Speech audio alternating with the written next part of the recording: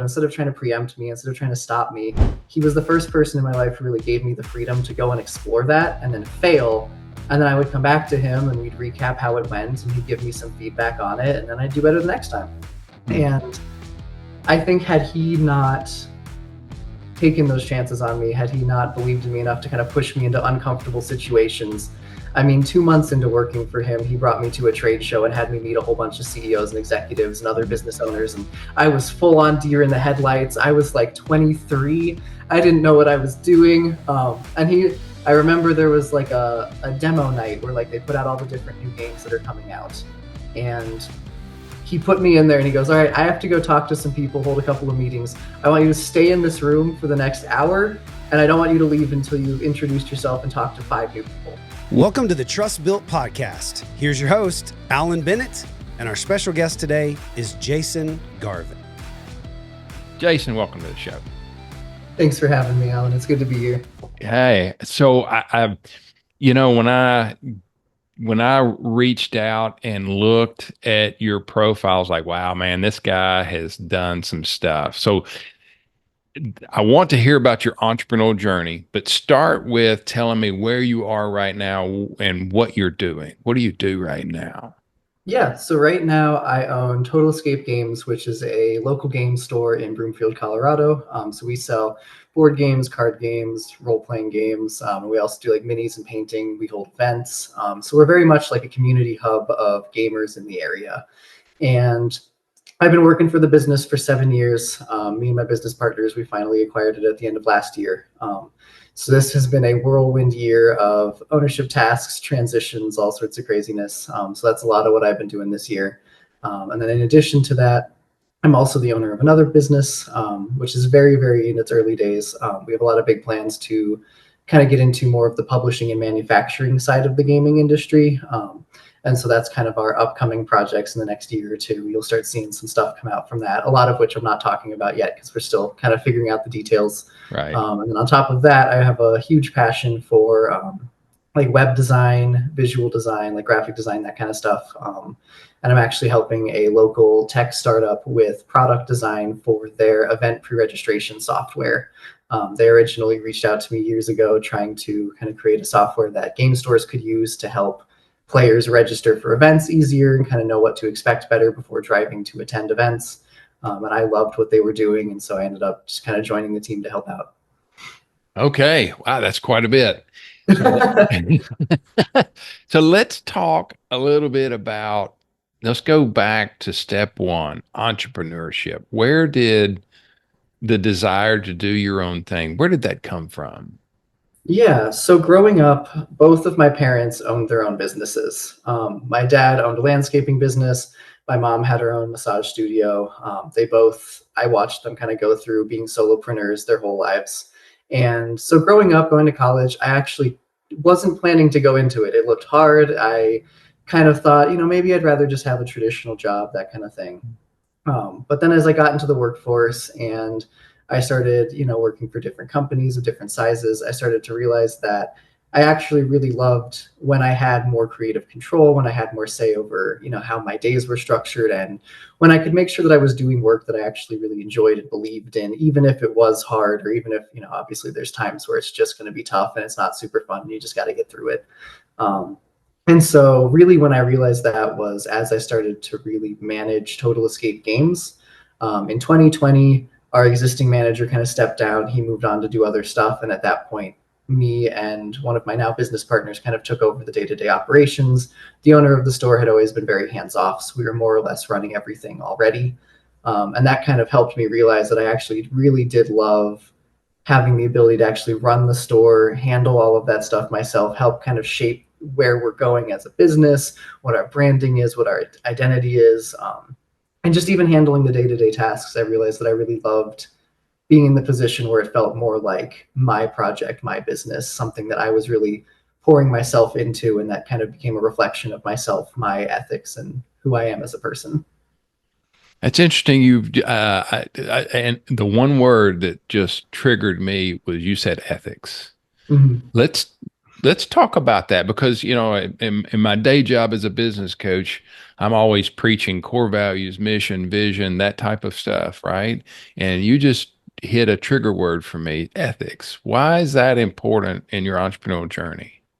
Yeah, I mean, I think if you don't have values, it's very hard to stay focused.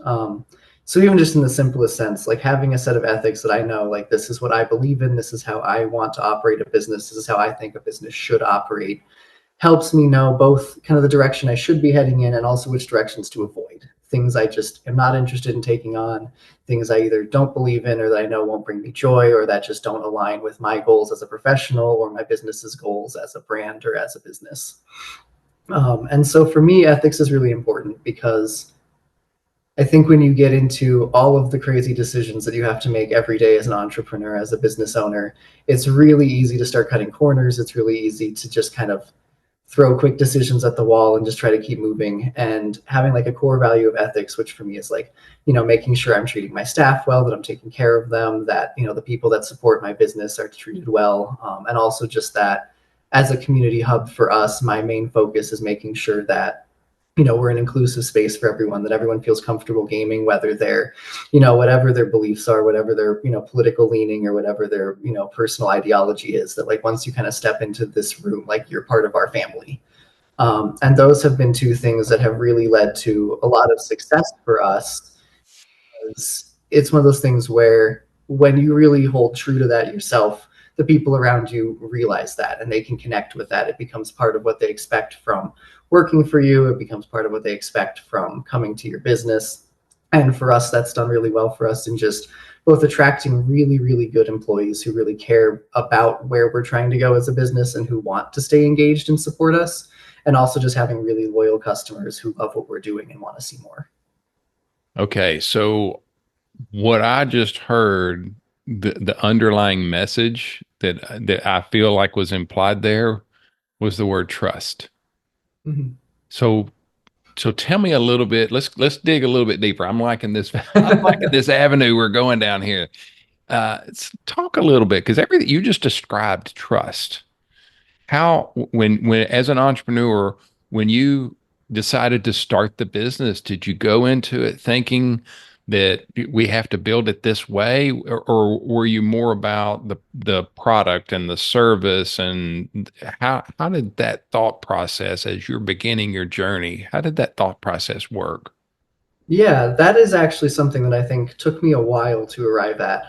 Like when I first started managing, I'd never really managed anything before. I'd never really had a team of people like depending on me for either what to do or just, people that I was kind of directing in one way or the other. So that was a really new experience for me. And at first it was really hard for me to let go of control. It was hard for me to trust people. I think kind of fell into the traditional pitfalls that a lot of new managers fall into, where either they're not really explaining why people should do things or they're just kind of like telling people what to do, but there's not necessarily like a two-way connection. Um, and I kind of had to realize after I had a few different staff members who were very outspoken, kind of like talk to me and we would like argue back and forth and stuff like that. And Mhm. had a few really good mentors as well who kind of helped me realize like actually the real value here to building a team is that we can all trust each other, that I can let go of control and know that everybody can handle it, that they can let go of control and know that I have their back as well. And so I really arrived on that feeling of trust during the pandemic Mm. because, I had to furlough some employees. Our previous manager had left. We were kind of scrambling here and there. We had been closed for a month and a half. We'd like had to throw up a whole web store in like 3 weeks just to kind of like stay connected with our customers. And at that time, we did a couple of things just to both check in with our employees, make sure they were taken care of, make sure we could meet their needs as much as possible. And then also we put together a Discord server for our like gaming community. And it was kind of our way to stay in touch with all of our customers, stay in touch with everybody who would usually come play at the store every day. And the community absolutely loved that. And so over the course of those few years since then, we've really leaned into that as kind of like a guiding principle for us, just in realizing that like for our employees to do their best work, they need to trust that we have their back, that we're not trying to take advantage of them, that we're not, going to schedule over the things that are important to them, that we're not going to deny their requests for time off. Because what I've found is that when they know that, we have their back, that they're going to get the time off that they need, that, if they want to go out of town with their family, they can. If they, are feeling under the weather, they can take time off. Or if they, underperform one week, that it's not going to be the end of the world. It tends to lead to them overperforming on the other side of that. When they're there, they're engaged, they're interested, they want to do their best because they know that they are trusted to do so, and that they can trust us that if they have an off week or if they need something from us, they'll get that in return. Yeah, that's interesting. Um, let's go down the path of employees. Do you have like a weekly meeting or a monthly kind of touch base with each one individual? Is it a group meeting? Do you have meetings like that? How do you do Yeah, it? so we do informal meetings for the most part. It's very rare that we do like an all hands meeting where everyone has to attend at one set time. What I and one of my business partners do, who both work in the business, we make sure that our shifts overlap with everybody at some point during the day. And so a lot of the time, what we'll do is once a week, we'll take everybody who's working on that shift right now, and we'll kind of like let them know what our plans are for the week, anything that's Hmm. changed, give them updates, kind of get updates from them. And thankfully, we've cultivated such a close community with our employees. Like, community is really like a big keyword for the business. And so there's very much two-way communication between us and our employees. And so what we've found is a lot of the time what works best is they'll come to us if they need something or if they have questions, and we'll go to them if we need something or we have questions. And we just communicate openly back and forth very much like throughout the week, pretty informally. So we really only need to do those brief check-ins every week. And then we have an employee Discord server as well, which is where we kind of like post all the procedures and the policy updates and stuff like that, where we want to have something written where we kind of get everyone's attention on it. It's like, hey, please review this before you come to your next shift, or here's a change that's happening, or here's new products that's coming into the store. So they have a place that they can continue to like check back on it. Whereas like a meeting can be kind of fleeting and you get out of it and you maybe don't remember everything that was said. It kind of has a paper trail for it where they can scroll up a couple of pages and go, oh, right, I need to make sure that I'm doing this. And that's worked really well for us. But I do want to have, I think a monthly all hands meeting is something that I actually do want to implement that I haven't yet. I think it would be just get everybody in the same room, even if it's just like 30 minutes of updates and just some back and forth conversation. And I do twice a year. Sometimes I've done it quarterly before. I found that that was a little bit too much. For my specialized staff, I check in with them twice a year, and we have a personal one-on-one of like an hour-long kind of review of what the first 6 months of the year have been like, or what the last 6 months of the year were like, and kind of set goals going forward. Yeah. So, you mentioned earlier in our discussion, you mentioned the word mentor. So let's go down that path because I am a big believer in mentors, and I've had, personally, I had people that knew they were my mentor, and then those that had to kind of figure it out. That that's the relationship we had. But they were for me in my entrepreneurial journey, they were critical in the early stages, and it's evolved for me what a mentor looks like today. But talk about mentorship and what that meant to you starting out as an entrepreneur and as your journey has progressed, what that means. Yeah, I honestly think that without a few key people in my life, I might not have ever realized that this is what I wanted to do, or at the very least, not realized which kinds of businesses or which types of technology, or even getting into web design in the first place entirely came from somebody kind of bringing me into the loop and encouraging me to explore that when I really previously hadn't. Mm. I think mentorship is really important for professional growth and personal growth. I think having more than one person, if you can, or even just one person who really believes in you, who really sees something in you, and who can kind of help guide you and be a sounding board for you is so valuable. I mean, when I think back to like what I've learned, like John Stevens, who is now one of my business partners, he was kind of my manager as I was like coming up through the business, left for a little bit, came back. But I learned so much from him because I remember him always like kind of letting me make my own mistakes. I'd want to take on a project. He'd kind of know that it probably wasn't going to go so well, but instead of trying to preempt me, instead of trying to stop me, he was the first person in my life who really gave me the freedom to go and explore that and then fail. And then I would come back to him and we'd recap how it went, and he'd give me some feedback on it, and then I'd do better the next time. Mm. And I think had he not taken those chances on me, had he not believed in me enough to kind of push me into uncomfortable situations. I mean, 2 months into working for him, he brought me to a trade show and had me meet a whole bunch of CEOs and executives and other business owners. And I was full on deer in the headlights. I was like 23. I didn't know what I was doing. I remember there was like a demo night where like they put out all the different new games that are coming out. And he put me in there and he goes, all right, I have to go talk to some people, hold a couple of meetings. I want you to stay in this room for the next hour. And I don't want you to leave until you've introduced yourself and talked to 5 new people. Ooh. And that was terrifying, but I did it. And having done that, I realized like, oh, everybody here is like open to conversation. We're all here to meet each other. Like this isn't actually as scary as I thought it would be. And that was like a huge unlock for me in my life that I think had he not pushed me into, I might never have realized. So I think that you have to have a person like that in your life who will push you. I think it's really hard to, even the most self-motivated people struggle with always moving forward and knowing the right next steps to take. And I think it's so, so valuable to have people in your life who have already walked those steps, who already know where you're going and have already done it themselves, who already made those mistakes, who already know kind of how to help guide you so that you can reach your potential better and, you know, kind of achieve more because you're not doing it by yourself. Yeah. Yeah. You know, it's interesting. I'll bite on the word steps that you just brought up. In the entrepreneurial journey, there's an easy path sometimes that leads to great results, and then there's the obstacles that we have to step over and around and all that. So let's go down that path a little bit.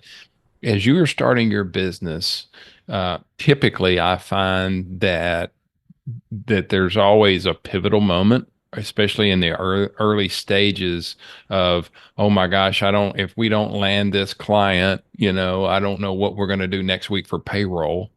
And there's a pivotal moment in your journey. What sticks out in your mind as far as a pivotal moment, whether it's good or bad, that really kind of defined your process and your path?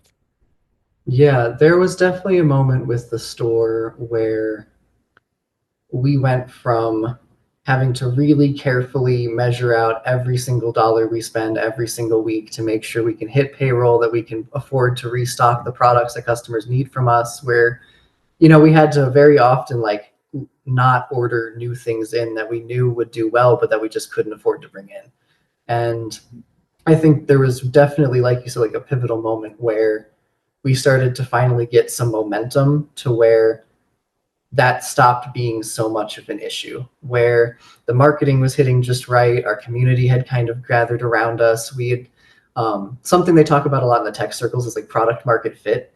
And I don't think that applies one-to-one to like a retail business, for example, but I do think that in that sense, we did come as close to finding like product market fit as a physical business can find. Like we found the people in our area who really liked us. We found what our brand voice was that was working, that was connecting with people. And that was when I realized like, oh, we just need to lean into this. We need to lean into having these specific products that customers want from us that they're not getting from other places. We need to lean into providing this quality of service and this level of friendliness and professionalism that they're not receiving from our competitors in this area, or that isn't necessarily typical of this industry. And we have an opportunity to really set ourselves apart in that way. And I think that was like a huge shift for us, where we realized kind of the path forward from just being a game store that sells games and hosts events, kind of making it week by week to, oh no, this is who we are. And then separately with the tech company that I've been working with, I think we've actually had a really hard time with that. I think there's been a couple of moments where it has felt like, okay, we need to land this client, and for whatever reason, it just hasn't lined up, and we've had to go back to the drawing board. And so I've kind of been on both sides of that, both with a business that took off and ended up hitting critical success and where everything started to just fly, and one where we're still kind of trekking along, trying to figure out like, what do people need from us? What do people expect from us? Like how do we get through this sales call or through this, outreach process to actually reach the customers we're trying to reach? I mean, who is the customer we're trying to reach? And where we've had to kind of go back and forth on that a lot. And it's been a lot of hard work and just trying to like get our feet underneath us. Yeah. It's funny when I talk to a lot of business owners about that right there. Sometimes it's a self projection onto your customers, but the true magic happens is when you're listening to them, that active listening and Yeah. what they really are trying to tell you. And from what I have seen, a lot of that has to do with the team that you have to help you connect with, because you're probably not going to be able to know every single customer, but the team has more intimate touch. So let's talk a little bit about building your team and how that looks as far as customer interaction. How did that process work for you on building your team? Yeah, absolutely. So when I first started with the business, we had a couple of employees. It was very informal. It was kind of like, the people that were around that had been helping the business a lot, people who were involved in the community who kind of ended up stepping to the other side of the counter.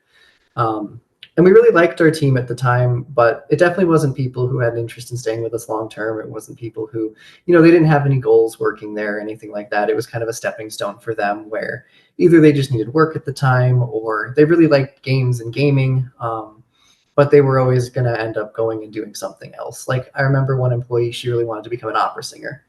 And so obviously working in retail isn't necessarily going to help you become an opera singer. And so we kind of knew that eventually she was going to move on to something else.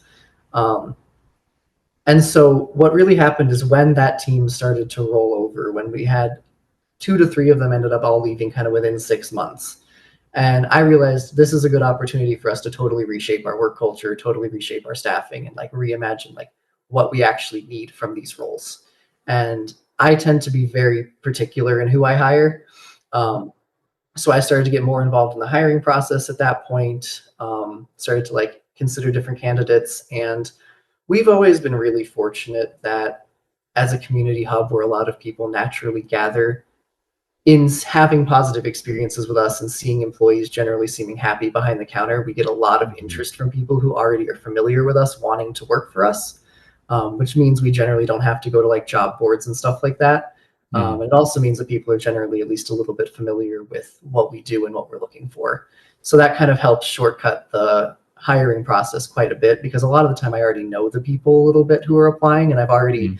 had a lot of interactions with them throughout the years to where I know like this is a really personable person or they seem really smart in this way Mm. or this person's really nice, they're a great customer, but I don't know that what they are looking for, their ethics, their values align Mm. with what we're looking for as a business.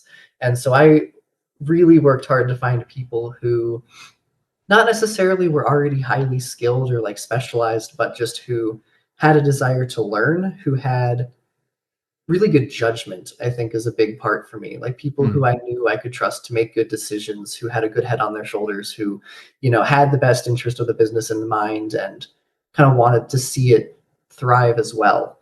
And Mm. so we, over time, kind of hired on some of those people. We hired on a couple of different sales associates, most of whom are now in specialized roles.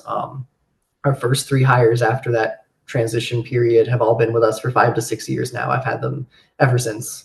Mm. One of them, she's been our buyer. She's actually transitioning to being our assistant manager now. One of them is our event manager. Another one of them, he just graduated college. He's looking to get into astrophysics, so he may be leaving us at some point soon to do amazing things. Yeah. Wow. Which Yeah. I'll be really sad to lose him, but I am really happy for him. And so we just kind of built that core backbone of the team of people who stuck with us for a really long time. And that kind of helped us as we were bringing in new people since then to kind of guide the work culture in a certain direction of I can really sit down when I'm interviewing a new employee and think, do they fit into the team that we've built? Because I do love the team that we've built and I love all of the people on there.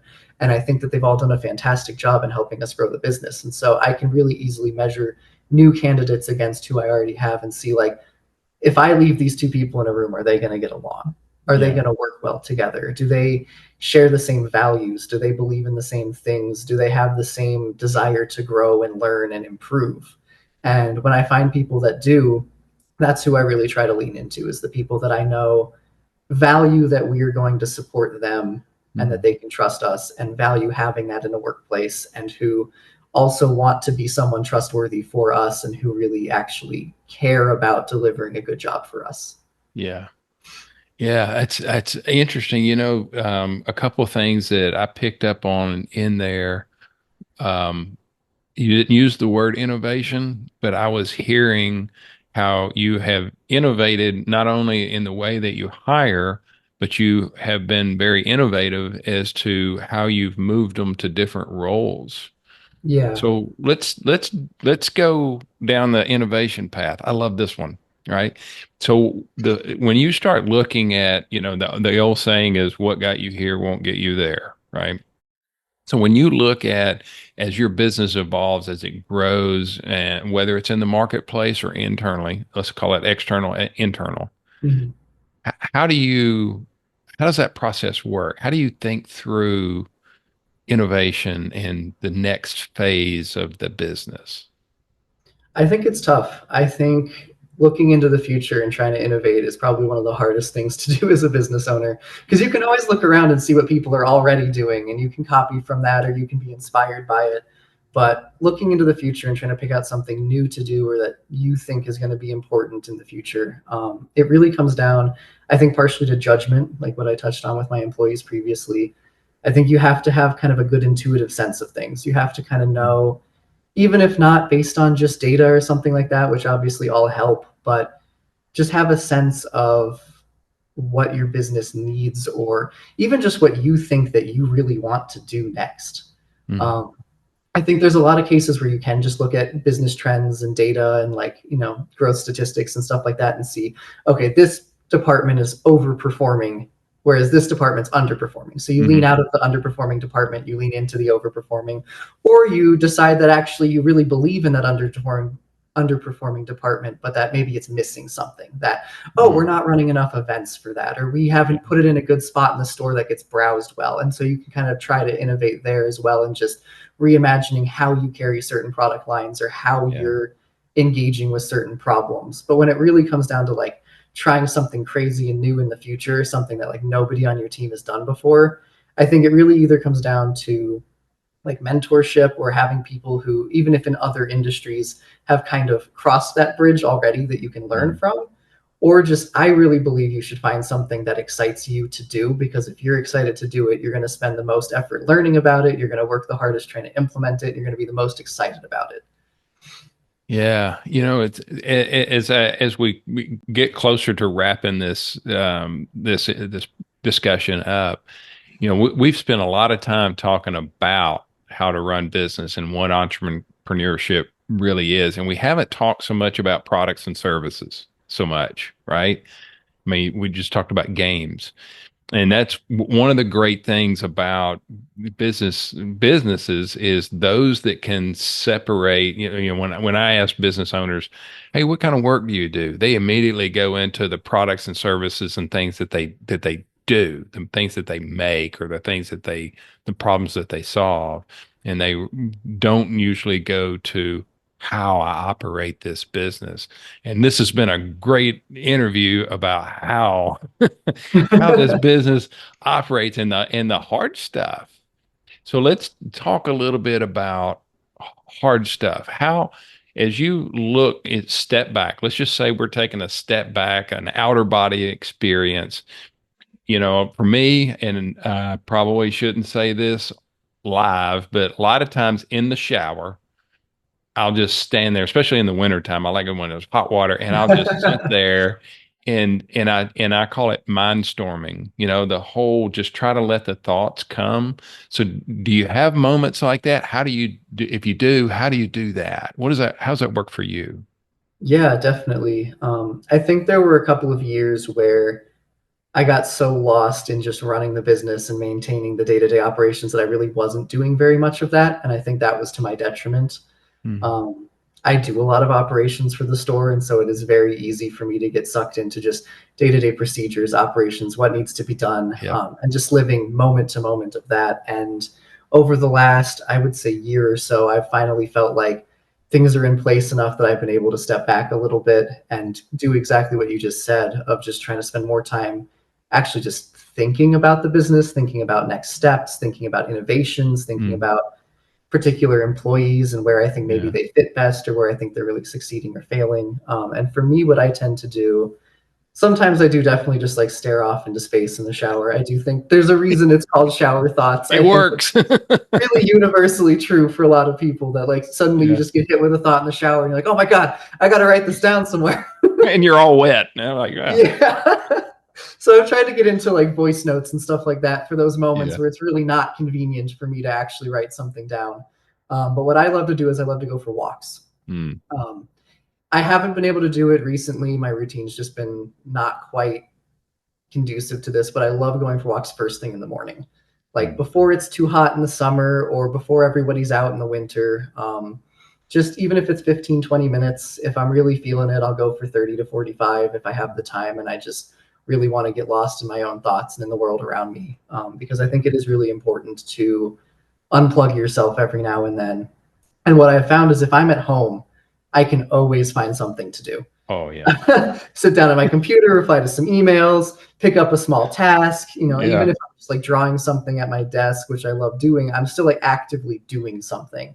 And what I've learned is if I really want to like get lost in my thoughts and really brainstorm and think things through, I need to be somewhere where I can't just do that. Yeah. And so going for a walk, I mean, I'm keeping my body occupied, I'm moving around, and there's nothing around me for me to latch onto as like an activity to distract myself with. So it really forces me to think through a lot of those hard decisions or kind of recap different parts of my life and kind of like look over overarching business decisions and business performance or new ideas and kind of get stuck with those for a while. So I really have to engage with them and decide like, is this worth my time? Is it not? Is this something I need to deal with? Is it something I can continue to like leave on the sidelines, or am I really excited about this? Yeah. Right. Yeah. Yeah. That's great.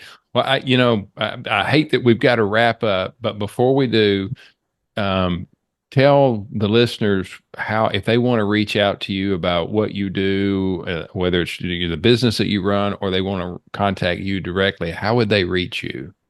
Definitely. There's a few different ways. I'm not on all social media. There's some that I just don't really enjoy, but I am on Threads as Jason A. Garvin. I'm on LinkedIn as well as Jason A. Garvin. And I actually have a website, jasongarvin.com, where I blog about different business topics, operations, running a business, that kind of stuff. And there's a contact form on there as well people can use.